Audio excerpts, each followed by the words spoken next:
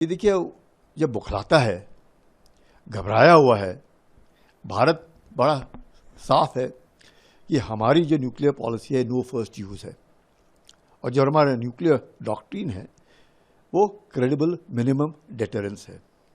अगर पाकिस्तान चाहे वो टैक्टिकल हो या कैसे भी हो, चाहे उसका एक पाव का है या आधा किलो का है, जैसे भी है, अगर इस्तेमाल करता है किसी कारण भी, तो मुझे नहीं लगता कि पाकिस्तान की जो भूमि है वही ख़त्म हो जाएगी। उसका जो अस्तित्व है, जिस अस्तित्व के लिए वो लड़ने की कोशिश कर रहा है, वही अस्तित्व समाप्त हो जाएगा।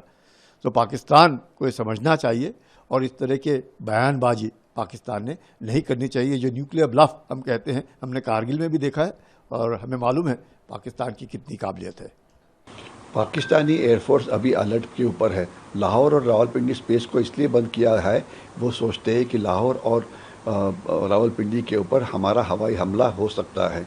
इसके सिवाय पाकिस्तान की जो एयरफोर्स है वो पेट्रोलिंग कर रही है, जिसे कॉम्बैट एयर पेट्रोल बोलते हैं। वो उनकी जो शस्त्रों की मरम्मत कर रही है, वो उनकी जो स्पेयर, आज पाकिस्तानी एयरफोर्स की सर्विसेबिलिटी 50% से कम है। तो वो चाइना से मदद लेते हुए अपने एयरक्राफ्ट को ऑन रोड कर रही है, स्पेयर पार्ट्स को इंपोर्ट कर रही है। तो ये सब करना तो ठीक है, लेकिन और इसके लिए वेपन्स देने की, एम्यूनिशन देने की क्षमता चाइना में बहुत सारी है, लेकिन इसके लिए पैसा कहाँ से आएगा? आज पाकिस्तान की इकोनॉमी की हालत इतनी ख़राब है कि उनके पास बिल्कुल कोई पैसा नहीं है, केवल वो लोन लेके जी रहे हैं। तो मेरे ख्याल से इतिहास में ये पहली बार होगा कि एक कंट्री लड़ाई लड़ेगा लोन लेके। तो पाकिस्तान की इकोनॉमिक कंडीशन, इस प्रकार की जो डिप्लॉयमेंट हुई है एयरफोर्स की, उससे खराबी होने वाली है और इसका हमने पूरेपूर फ़ायदा उठाना चाहिए।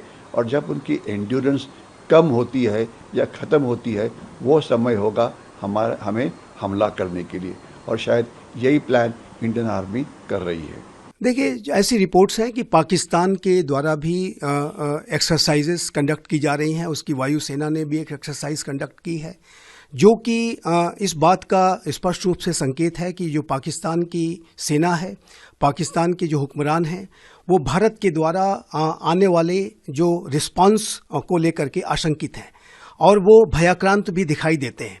जिस तरीके से पाकिस्तान के अनेक मंत्रियों का, पाकिस्तान के रक्षा मंत्री का विशेष रूप से जैसा बयान आया है, उससे ये स्पष्ट रूप से दिखता है कि पाकिस्तान की जो लीडरशिप है वो भारी दबाव में है, क्योंकि ये जो पाकिस्तान की लीडरशिप है वो इस बात को जानती है कि आज का ये जो नया भारत है उसकी जो राजनीतिक संकल्प शक्ति है बहुत बड़ी है।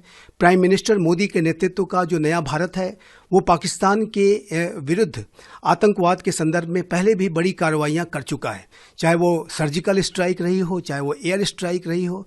और ऐसे में जब पाकिस्तान के द्वारा फिर से एक बार एक कायराना हरकत की गई है, एक आतंकवाद का बड़ा कृत्य किया गया है, तो ऐसे में ये जो रिस्पांस है, ये पाकिस्तान के लीडर्स इसको मान के चल रहे हैं कि ये रिस्पांस आएगा, और इसी आशंका और भय की वजह से वो वर्तमान समय में अपने आप को अलर्ट मोड में रखे हुए हैं और एक्सरसाइजेस भी कंडक्ट कर रहे हैं।